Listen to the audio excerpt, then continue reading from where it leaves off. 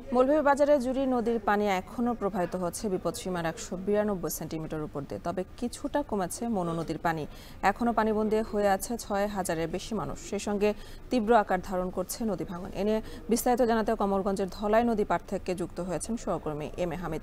হামিদ, নতুন করে কোনো এলাকা প্লাবিত হয়েছে কিনা জানাবেন। এছাড়া নদী ভাঙনের কবলে কোন কোন এলাকা রয়েছে এখনও? এ নিয়ে আমি দাঁড়িয়ে আছি।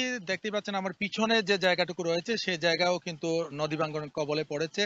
গত কয়েকদিন থেকে বৃষ্টি এবং উজান থেকে নেমে আসা ডলে মনু নদী, দলাই নদী এবং কুশিয়ারা নদী ও জুড়ি নদীর পানি বাড়তে থাকে। যদিও গতকালকে থেকে মনু নদীর পানি কিছুটা কমতে শুরু করেছে, কিন্তু নিম্নাঞ্চল এখনো প্লাবিত রয়েছে। কিন্তু জুড়ি নদীর পানি প্রচুর পরিমাণে ১৯২ সেন্টিমিটার বিপদসীমার উপর দিয়ে প্রবাহিত হওয়ার কারণে সে এলাকার যে রাস্তাঘাট আছে, জনবসতি আছে এবং অন্যান্য যে স্থানগুলো রয়েছে সেগুলো পানিতে নিমজ্জিত রয়েছে। এছাড়াও কুলাউড়া, জুড়ি, বড়লেখা, সদর, রাজনগর এই সমস্ত উপজেলাগুলো, অর্থাৎ ৬টি উপজেলাগুলোর প্রায় প্রতিটি উপজেলারই যে দানি জমি আছে বা ফসলি জমি আছে সেগুলো নষ্ট হয়ে গিয়েছে। এ বিষয়ে আমি কথা বলেছিলাম জেলা আহ কৃষি সম্প্রসারণ অধিদপ্তরের মোহাম্মদ জালাল উদ্দিনের সাথে। তিনি আমাকে জানিয়েছেন যে এই আজ পর্যন্ত জেলায় আউশের ক্ষতি হয়েছে এবং আউশের বীজতলা সহ ফসলের ক্ষতি হয়েছে প্রায় ২৭ কোটি টাকার মতো। এছাড়াও আমি কথা বলেছিলাম মৎস্য অফিসার ডক্টর আরিফ হাসানের সাথে। তিনি আমাকে জানিয়েছেন যে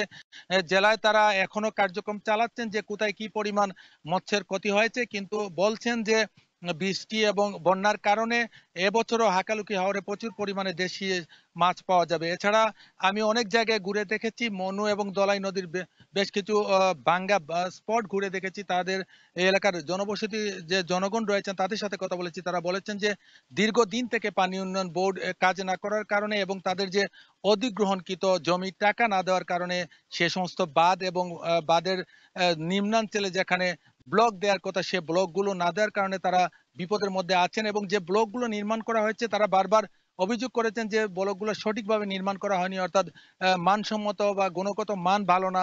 তারপরেও কিন্তু পানি উন্নয়ন বোর্ড এ বিষয়ে কোনো কর্ণপাত করেনি। আমি এ বিষয়ে কথা বলেছিলাম পানি উন্নয়ন বোর্ড মৌলভীবাজারের নির্বাহী প্রকৌশলী খালেদ বিন ওয়ালিদের সাথে। তিনি আমাকে জানিয়েছেন যে ইতিমধ্যে অধিগ্রহণের টাকা ৮০ কোটি টাকা জেলা প্রশাসকের কার্যালয়ে দেওয়া হয়েছে এবং সেখান থেকে বন্টন হলেই তারা কাজ শুরু করবেন। আমি আহ, জেলা মৌলভীবাজার জেলা প্রশাসকের কার্যালয়ের রেভিনিউ শাখার অতিরিক্ত জেলা প্রশাসক মোহাম্মদ শাহিন আক্তার সাথে কথা বলেছিলাম। তিনি বলেছেন যে আজকে থেকে যে অধিগ্রহণকৃত জায়গার জমি দেওয়া টাকা দেওয়া শুরু হবে এবং আজ চলমান থাকবে এবং এই টাকাগুলো দিলেই কিন্তু বাঁধ নির্মাণ শুরু হবে এবং এতে করে মানুষজন